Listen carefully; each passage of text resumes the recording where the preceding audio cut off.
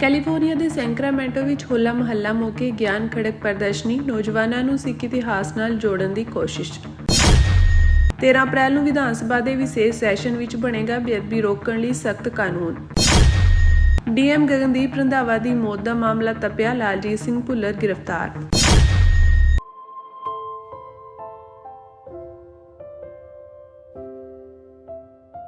America ਦੇ ਸੂਬੇ California ਦੇ ਸ਼ਹਿਰ ਸੈਂਕਰਾਮੈਂਟੋ ਵਿੱਚ ਬ੍ਰੈਡਸਾ ਸਥਿਤ ਗੁਰਦੁਆਰਾ ਸਾਹਿਬ ਵਿਖੇ ਹੋਲਾ ਮਹੱਲਾ ਨੂੰ ਸਮਰਪਿਤ ਨਗਰ ਕੀਰਤਨ ਦੌਰਾਨ ਇੱਕ ਵਿਲੱਖਣ ਪ੍ਰਦਰਸ਼ਨੀ ਲਗਾਈ ਗਈ।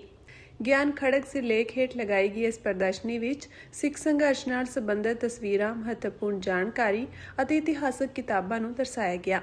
ਇਹ ਪ੍ਰਦਰਸ਼ਨੀ 2 ਦਿਨਾਂ ਲਈ ਲਗਾਈ ਗਈ, ਜਿਸ ਦਾ ਮਕਸਦ ਨੌਜਵਾਨ ਪੀੜ੍ਹੀ ਨੂੰ ਸਿੱਖ ਇਤਿਹਾਸ ਅਤੇ ਸੰਘਰਸ਼ ਬਾਰੇ ਜਾਣੂ ਕਰਵਾਉਣਾ ਹੈ। ਇਸ ਪ੍ਰਦਰਸ਼ਨੀ ਦਾ ਆਯੋਜਨ ਸਿੱਖ ਯੂਥ ਆਫ ਅਮਰੀਕਾ ਅਤੇ ਸਿੱਖ ਫੈਡਰੇਸ਼ਨ ਅਮਰੀਕਾ ਵੱਲੋਂ ਸਾਂਝੇ ਤੌਰ ਤੇ ਕੀਤਾ ਗਿਆ, ਜਿਸ ਨੂੰ ਸੰਗਤ ਵੱਲੋਂ ਭਰਪੂਰ ਸਹਿਯੋਗ ਮਿਲ ਰਿਹਾ ਹੈ।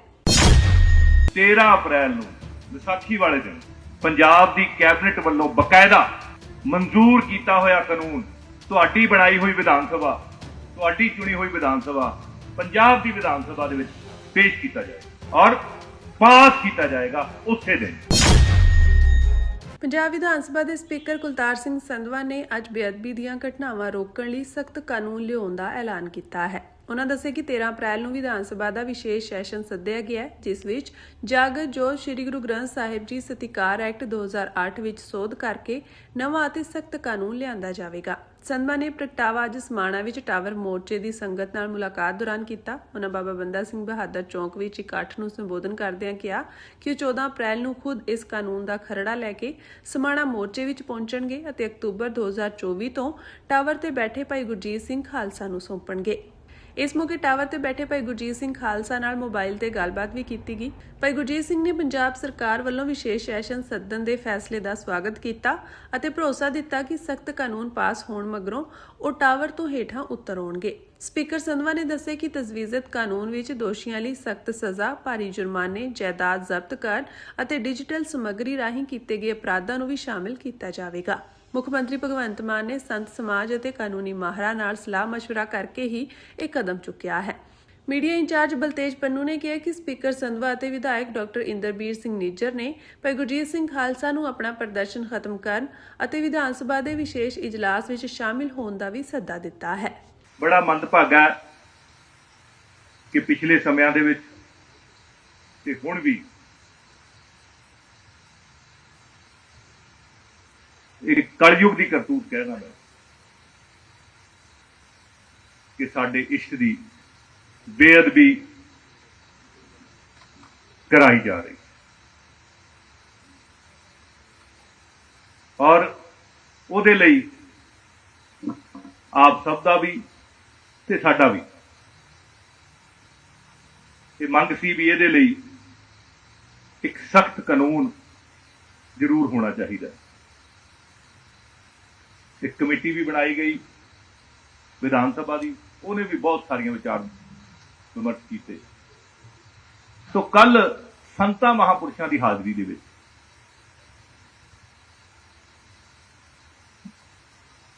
ਮਾਨਯੋਗ ਮੁੱਖ ਮੰਤਰੀ ਸਾਹਿਬ ਭਗਵੰਤ ਮਾਨ ਹੋਰਾਂ ਨੇ ਬਹੁਤ ਗਹਿਨ ਵਿਚਾਰ ਕਰਦਿਆਂ ਉਸ ਤੋਂ ਬਾਅਦ ਇਹ ਫੈਸਲਾ ਲਿਆ ਕਿ ਖਾਲਸੇ ਦੀ ਸਾਜਣਾ ਦਿਵਸ ਦੇ ਮੌਕੇ ਤੇ 13 ਅਪ੍ਰੈਲ ਨੂੰ ਵਿਸਾਖੀ ਵਾਲੇ ਦਿਨ ਪੰਜਾਬ ਦੀ ਕੈਬਨਿਟ ਵੱਲੋਂ ਬਕਾਇਦਾ ਮਨਜ਼ੂਰ ਕੀਤਾ ਹੋਇਆ ਕਾਨੂੰਨ, ਤੁਹਾਡੀ ਬਣਾਈ ਹੋਈ ਵਿਧਾਨ ਸਭਾ, ਤੁਹਾਡੀ ਚੁਣੀ ਹੋਈ ਵਿਧਾਨ ਸਭਾ, ਪੰਜਾਬ ਦੀ ਵਿਧਾਨ ਸਭਾ ਦੇ ਵਿੱਚ ਪੇਸ਼ ਕੀਤਾ ਜਾਏਗਾ ਔਰ ਪਾਸ ਕੀਤਾ ਜਾਏਗਾ ਉਸੇ ਦਿਨ।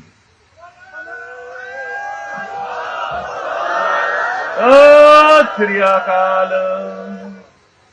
ਮੈਂ ਤਾਂ ਇਹ ਸਮਝਦਾ ਕਿ ਗੁਰੂ ਸਾਹਿਬ ਦੀ ਕਿਰਪਾ ਦਾਸ ਤੇ ਕਿ ਮੈਂ ਉਸ ਸਮੇਂ ਸਪੀਕਰ ਦੀ ਸੇਵਾ ਨਿਭਾ ਰਿਹਾ ਹੋਵਾਂਗਾ ਔਰ ਸਾਡੇ ਸਾਥੀ ਉਸ ਬਿੱਲ ਨੂੰ ਪਾਸ ਕਰਨ ਦੀ ਸੇਵਾ ਲੈ ਰਹੇ। ਇਹ ਗੁਰੂ ਦੀ ਕਿਰਪਾ ਹੈ, ਇਹ ਬੰਦਾ ਨਹੀਂ ਕਰ ਸਕਦਾ। ਗੁਰੂ ਜਦੋਂ ਦਿਆਲ ਹੁੰਦਾ ਉਦੋਂ ਹੀ ਸੇਵਾ ਲੈਂਦਾ। ਲੇਕਿਨ ਮੈਂ ਇੱਥੇ ਕੋਈ ਕਨਫਿਊਜ਼ਨ ਨਹੀਂ ਰੱਖਣੀ ਚਾਹੁੰਦਾ।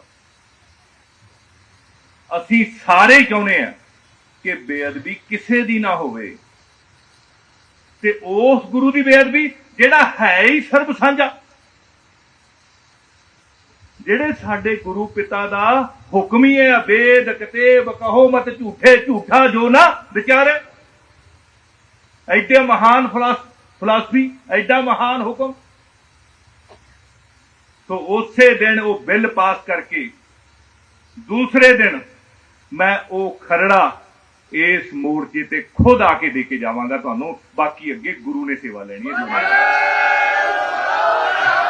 सत श्री अकाल। ਲਾਲਜੀਤ ਸਿੰਘ ਭੁੱਲਰ ਨੇ ਉਹਨਾਂ ਨੂੰ ਅਰੈਸਟ ਕਰ ਲਿਆ ਮੰਡੀ ਗੋਬਿੰਦਗੜ੍ਹ ਤੋਂ। ਪੁਲਿਸ ਪਾਰਟੀ ਸਾਡੀ ਇੱਥੇ ਲੈ ਕੇ ਆ ਰਹੀ ਹੈ। ਸਾਬਕਾ ਮੰਤਰੀ ਲਾਲਜੀਤ ਸਿੰਘ ਭੁੱਲਰ ਨੂੰ ਗ੍ਰਿਫਤਾਰ ਕਰ ਲਿਆ ਗਿਆ ਹੈ। ਪ੍ਰਾਪਤ ਹੋਈ ਜਾਣਕਾਰੀ ਅਨੁਸਾਰ ਭੁੱਲਰ ਨੂੰ ਮੰਡੀ ਗੋਬਿੰਦਗੜ੍ਹ ਤੋਂ ਗ੍ਰਿਫਤਾਰ ਕੀਤਾ ਗਿਆ। ਲਾਲਜੀਤ ਸਿੰਘ ਭੁੱਲਰ ਨੇ ਉਹਨਾਂ ਨੂੰ ਅਰੈਸਟ ਕਰ ਲਿਆ ਮੰਡੀ ਗੋਬਿੰਦਗੜ੍ਹ ਤੋਂ। ਪੁਲਿਸ ਪਾਰਟੀ ਸਾਡੀ ਇੱਥੇ ਲੈ ਕੇ ਆ ਰਹੀ ਹੈ ਤੇ ਅਸੀਂ ਫਿਰ ਬਾਅਦ ਚ ਅਦਾਲਤ 'ਚ ਪੇਸ਼ ਕਰਾਂਗੇ ਪ੍ਰੋਪਰ ਇਹਦੀ। ਪਰ ਕਹਿੰਦੇ ਵਿਦੇਸ਼ ਭੱਜਣ ਦੀ ਫਿਰਾਕ 'ਚ ਸੀ, ਇਦਾਂ ਦੀ ਗੱਲ ਸਾਹਮਣੇ ਆ ਰਹੀ ਹੈ। ਦੇਖੋ ਅਸੀਂ ਤਾਂ ਸਾਰਾ ਆਪਣੇ LOC ਵਗੈਰਾ ਇਸ਼ੂ ਕੀਤੀਆਂ ਹੋਈਆਂ ਸੀਗੀਆਂ ਤੇ ਬਾਕੀ ਅੱਜ ਅਰੈਸਟ ਹੋ ਗਏ ਨੇ। ਬਸ ਇਹ ਤੁਹਾਨੂੰ ਇੰਨੀ ਇਨਫੋਰਮੇਸ਼ਨ ਦੇ। ਜ਼ਿਕਰਯੋਗ ਹੈ ਕਿ ਲੰਘੇ ਦਿਨੀ ਅੰਮ੍ਰਿਤਸਰ ਦੇ DM ਗਗਨਦੀਪ ਸਿੰਘ ਰੰਧਾਵਾ ਵੱਲੋਂ ਖੁਦਕੁਸ਼ੀ ਕਰ ਲਈ ਗਈ ਸੀ। ਵਾਇਰਲ ਵੀਡੀਓ ਵਿੱਚ ਗਗਨਦੀਪ ਵੱਲੋਂ ਲਾਲਜੀਤ ਸਿੰਘ ਭੁੱਲਰ ਤੇ ਖੁਦਕੁਸ਼ੀ ਕਰਨ ਲਈ ਮਜਬੂਰ ਕਰਨ ਦੇ ਇਲਜ਼ਾਮ ਲਗਾਏ ਗਏ ਸਨ। ਇਸ ਤੋਂ ਬਾਅਦ ਮੁੱਖ ਮੰਤਰੀ ਭਗਵੰਤ ਮਾਨ ਨੇ ਲਾਲਜੀਤ ਭੁੱਲਰ ਤੋਂ ਮੰਤਰੀ ਅਹੁਦੇ ਤੋਂ ਅਸਤੀਫਾ ਲੈ ਲਿਆ ਸੀ ਅਤੇ ਉਹਨਾਂ ਖਿਲਾਫ ਮਾਮਲਾ ਦਰਜ ਕਰ ਲਿਆ ਗਿਆ ਸੀ। ਉਧਰ ਮ੍ਰਿਤਕ ਦੇ ਪਰਿਵਾਰ ਵੱਲੋਂ ਵੀ ਲਗਾਤਾਰ ਲਾਲਜੀਤ ਸਿੰਘ ਭੁੱਲਰ ਨੂੰ ਗ੍ਰਿਫਤਾਰ ਕਰਨ ਦੀ ਮੰਗ ਕੀਤੀ ਜਾ ਰਹੀ ਸੀ। ਪਰਿਵਾਰ ਵੱਲੋਂ ਮੰਗ ਕੀਤੀ ਜਾ ਰਹੀ ਸੀ ਕਿ ਜਦੋਂ ਤੱਕ ਲਾਲਜੀਤ ਸਿੰਘ ਭੁੱਲਰ ਨੂੰ ਗ੍ਰਿਫਤਾਰ ਨਹੀਂ ਕੀਤਾ ਜਾਂਦਾ, ਉਦੋਂ ਤੱਕ ਨਾ ਤਾਂ ਗਗਨਦੀਪ ਸਿੰਘ ਦਾ ਪੋਸਟਮਾਰਟਮ ਕਰਵਾਇਆ ਜਾਵੇਗਾ ਅਤੇ ਨਾ ਹੀ ਉਸ ਦਾ ਅੰਤਿਮ ਸੰਸਕਾਰ ਕੀਤਾ ਜਾਵੇਗਾ। ਜ਼ਿਕਰਯੋਗ ਹੈ ਕਿ ਵਿਰੋਧੀ ਧਿਰਾਂ ਵੱਲੋਂ ਵੀ ਲਾਲਜੀਤ ਸਿੰਘ ਭੁੱਲਰ ਦੀ ਗ੍ਰਿਫਤਾਰੀ ਲਈ ਲਗਾਤਾਰ ਸਰਕਾਰ ਤੇ ਦਬਾਅ ਬਣਾਇਆ ਜਾ ਰਿਹਾ ਸੀ। ਜੁਡੀਸ਼ੀਅਲ ਮੈਜਿਸਟ੍ਰੇਟ ਦੀ ਦੇਖ-ਰੇਖ ਹੇਠ ਡਾਕਟਰਾਂ ਦੀ ਇੱਕ ਟੀਮ ਬਣਾ ਕੇ ਉਹਨਾਂ ਦਾ ਪੋਸਟਮਾਰਟਮ ਕੀਤਾ ਜਾਵੇ। ਵੈਸੇ ਅਸੀਂ ਰਿਟ ਪਾ ਚੁੱਕੇ ਹਾਂ ਕਿ PGI ਦੇ ਥਰੂ ਉਹਨਾਂ ਦਾ ਪੋਸਟਮਾਰਟਮ ਹੋਣਾ ਚਾਹੀਦਾ ਹੈ।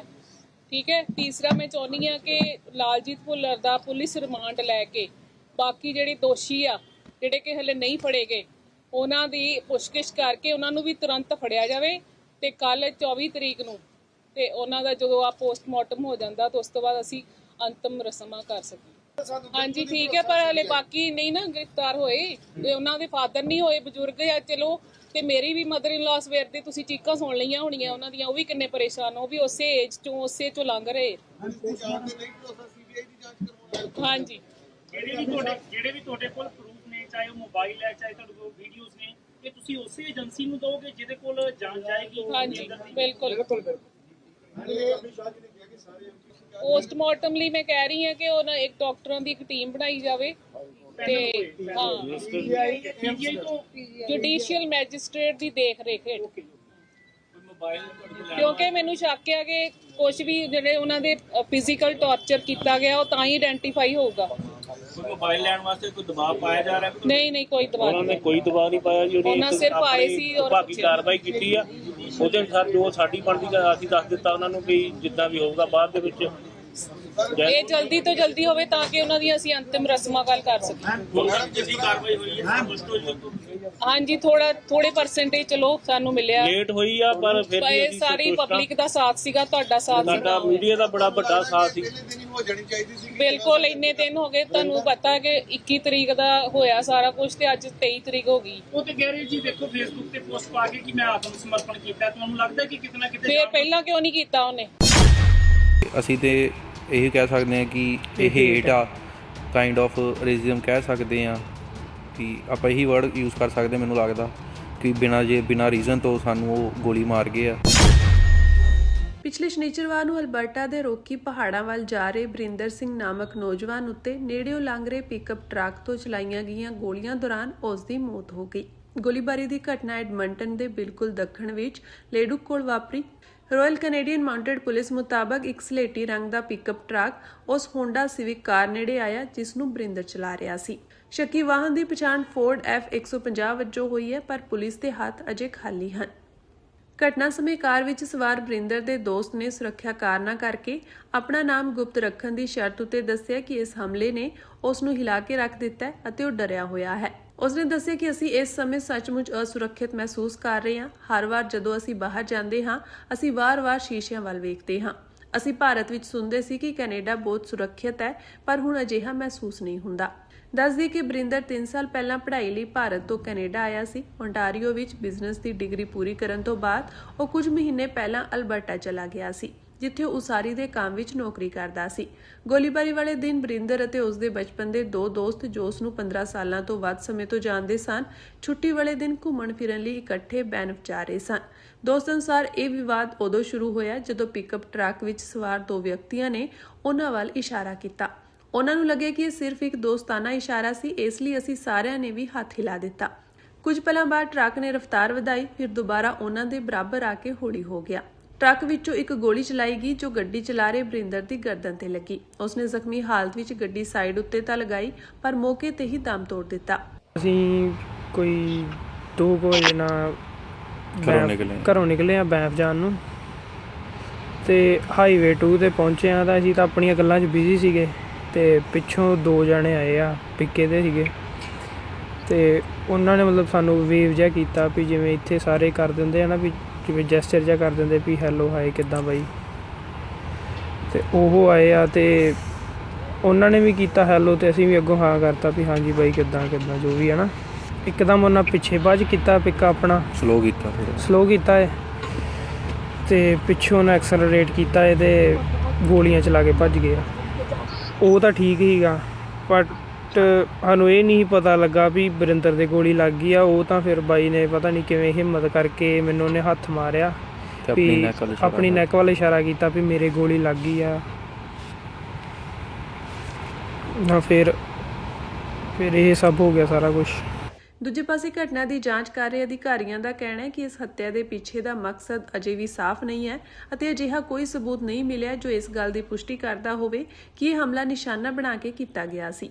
ਹਾਲਾਂਕਿ ਨਫ਼ਰਤ ਤੋਂ ਪ੍ਰੇਰਿਤ ਅਪਰਾਧ ਸਮੇਤ ਸਾਰੀਆਂ ਸੰਭਾਵਨਾਵਾਂ ਦੀ ਜਾਂਚ ਕੀਤੀ ਜਾ ਰਹੀ ਹੈ। If you're in the highway around that time frame, QE2 250, we're looking for a white or a light gray, very dirty pickup truck with some white decals on the back windows that are reported to be the vehicle that our suspect or suspects were in. Have a look. If you've got something that looks somewhat similar to that, please contact our CMP. World Sikh organisation of Canada ਨੇ ਅਧਿਕਾਰੀਆਂ ਨੂੰ ਇਸ ਹੱਤਿਆ ਦੀ ਸੰਭਾਵਿਤ ਨਫ਼ਰਤੀ ਅਪਰਾਧ ਵਜੋਂ ਜਾਂਚ ਕਰਨ ਦੀ ਅਪੀਲ ਕੀਤੀ ਹੈ। ਮ੍ਰਿਤਕ ਦੇ ਦੋਸਤ ਨੂੰ ਵੀ ਵਿਤਕਰੇ ਦੀ ਸੰਭਾਵਨਾ ਦਾ ਸ਼ੱਕ ਹੈ ਕਿਉਂਕਿ ਉਹਨਾਂ ਦਾ ਕਿਸੇ ਨਾਲ ਕੋਈ ਪੁਰਾਣਾ ਝਗੜਾ ਵੀ ਨਹੀਂ ਸੀ।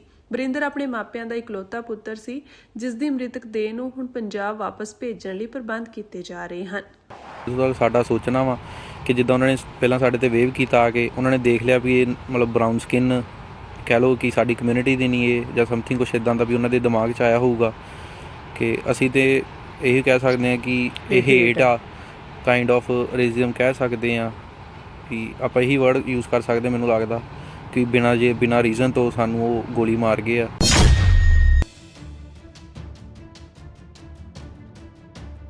ਸੁਪਰੀਮ ਕੋਰਟ ਨੇ ਵਾਤਾਵਰਣ ਪੱਖੀ ਕਾਰਕੁਨ ਸੋਨਮ ਵਾਂਗਚੁਕ ਦੀ ਰਾਸ਼ਟਰੀ ਸੁਰੱਖਿਆ ਐਕਟ ਤਹਿਤ ਹਿਰਾਸਤ ਦੇ ਵਿਰੁੱਧ ਉਹਨਾਂ ਦੀ ਪਤਨੀ ਗੀਤਾਂਜਲੀ ਜੇ ਅੰਗਮੋ ਵੱਲੋਂ ਦਾਖਲ ਪਟੀਸ਼ਨ ਦਾ ਨਿਪਟਾਰਾ ਕਰ ਦਿੱਤਾ ਹੈ।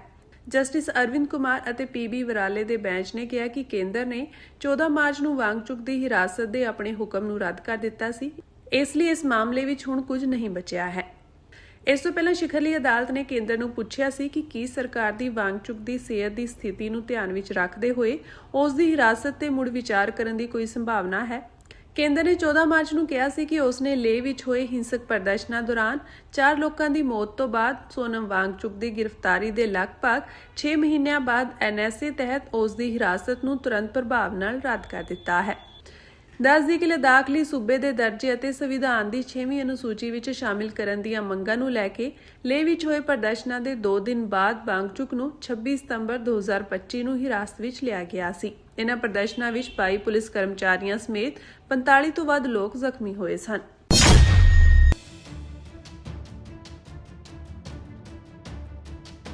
ਪੰਜਾਬ ਸਰਕਾਰ ਅਤੇ ਭਾਖੜਾ ਬਿਆਸ ਮੈਨੇਜਮੈਂਟ ਬੋਰਡ ਵਿਚਾਲੇ ਮੁੱਖ ਪ੍ਰੋਜੈਕਟ ਟਾਊਨਸ਼ਿਪ ਵਿੱਚ ਜ਼ਮੀਨ ਦੀ ਮਾਲਕੀ ਅਤੇ ਉਸ ਨੂੰ ਲੀਜ਼ ਤੇ ਦੇਣ ਦੇ ਮਾਮਲੇ ਵਿੱਚ ਨਵਾਂ ਟਕਰਾਅ ਪੈਦਾ ਹੋ ਗਿਆ ਹੈ। ਸੂਬਾ ਸਰਕਾਰ ਨੇ ਸਾਫ਼ ਕੀਤਾ ਕਿ ਬੋਰਡ ਕੋਲ ਅਜਿਹੀਆਂ ਜਾਇਦਾਦਾਂ ਲਈ ਲੀਜ਼ ਨੀਤੀ ਬਣਾਉਣ ਦਾ ਕੋਈ ਅਧਿਕਾਰ ਨਹੀਂ ਹੈ। BBMP ਦੇ ਚੇਅਰਮੈਨ ਨੂੰ ਭੇਜੇ ਪੱਤਰ ਵਿੱਚ ਪੰਜਾਬ ਸਰਕਾਰ ਨੇ ਤਰਕ ਦਿੱਤਾ ਹੈ ਕਿ ਨੰਗਲ, ਤਲਵਾੜਾ ਅਤੇ ਸੂਬੇ ਦੇ ਹੋਰ ਖੇਤਰਾਂ ਵਿੱਚ ਸਥਿਤ ਜ਼ਮੀਨ ਪੰਜਾਬ ਦੀ ਹੈ, ਨਾ ਕਿ BBMP ਦੀ। ਦੱਸਣਯੋਗ ਹੈ ਕਿ ਇਕੱਲੇ ਨੰਗਲ ਕਸਬੇ ਵਿੱਚ ਹੀ ਬੋਰਡ ਦੀ ਜ਼ਮੀਨ 800 ਏਕੜ ਤੋਂ ਵੱਧ ਹੈ। ਸੂਬੇ ਦੇ ਜਲ ਸਰੋਤ ਵਿਭਾਗ ਵੱਲੋਂ ਜਾਰੀ ਇਹ ਪੱਤਰ BBMP ਦੀ ਉਸ ਤਜਵੀਜ਼ਤ ਲੀਜ਼ ਨੀਤੀ ਦੇ ਸੰਦਰਭ ਵਿੱਚ ਹੈ ਜੋ ਨਿੱਜੀ ਕਾਬਜ਼ਕਾਰਾਂ ਲਈ ਤਿਆਰ ਕੀਤੀ ਗਈ ਸੀ।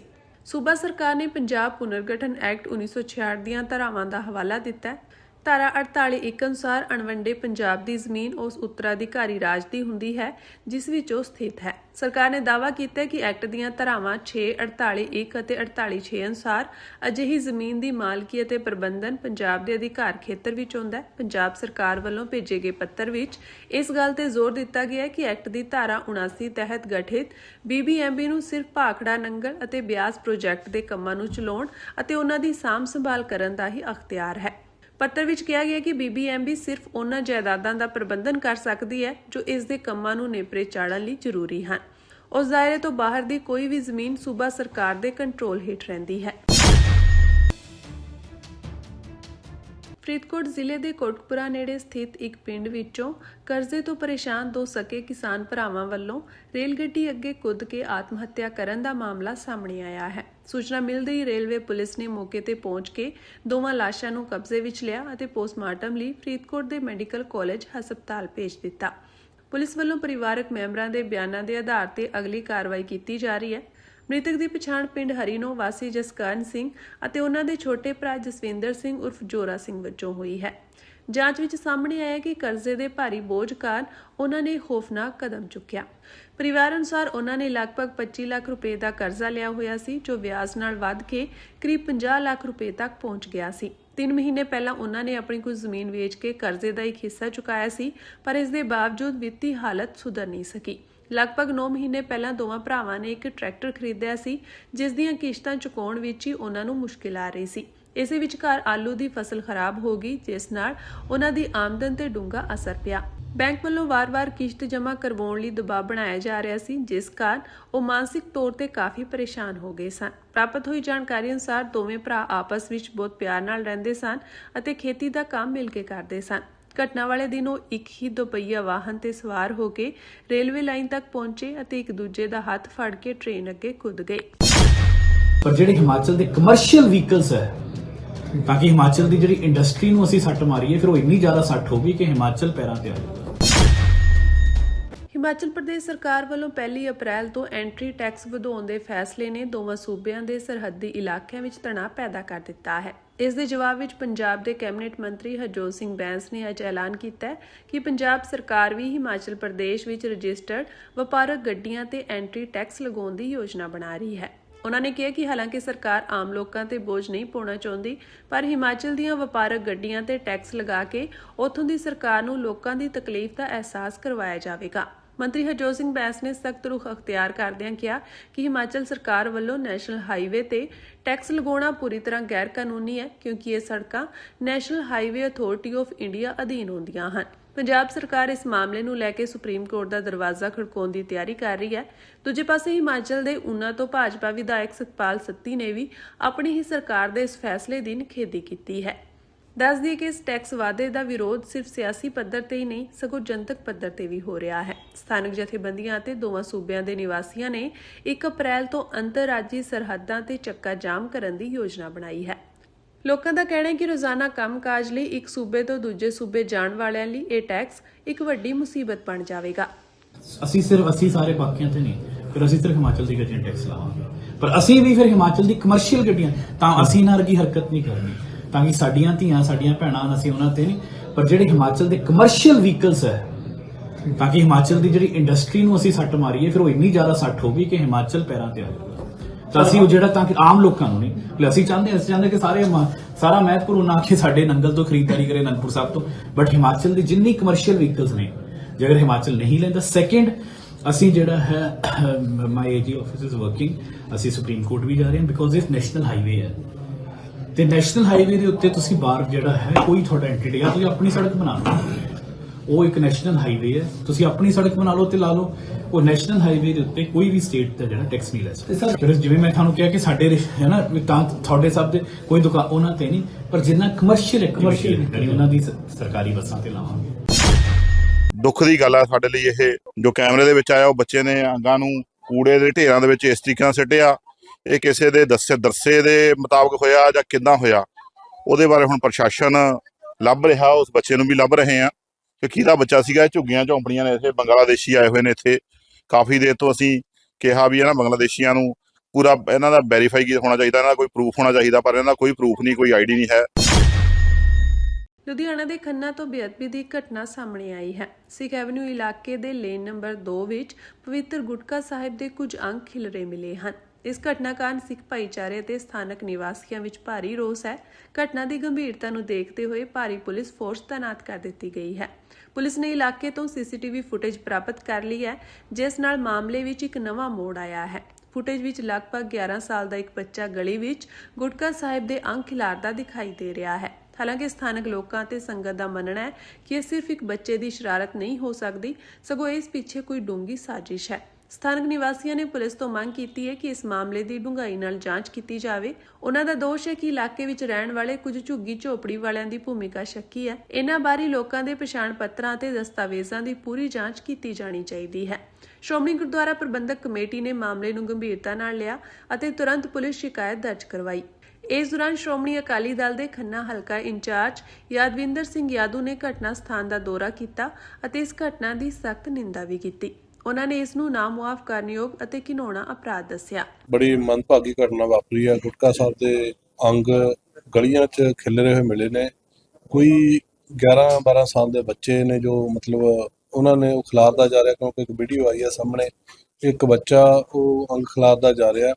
ਕਿਸੇ ਨੇ ਨਾ ਰੁਕਿਆ ਨਾ ਕਿਸੇ ਨੂੰ, ਮਤਲਬ ਇਹ ਬਹੁਤ ਦੇਰ ਬਾਅਦ ਪਤਾ ਲੱਗਿਆ, 2 ਵਜੇ ਲਗਭਗ ਘਟਨਾ ਇਹ ਸ਼ਾਮ ਤੱਕ ਜਾ ਕੇ ਪਤਾ ਲੱਗਿਆ। ਉਸ ਤੋਂ ਬਾਅਦ ਵੀਡੀਓ ਜੋ ਫੁਟੇਜ ਕਢਾਈਆਂ ਗਈਆਂ ਨੇ ਉਹ 'ਚ ਪਤਾ ਲੱਗਿਆ ਕਿ ਬੱਚੇ ਨੇ ਅੰਗ ਖਿਲਾਰੇ ਨੇ।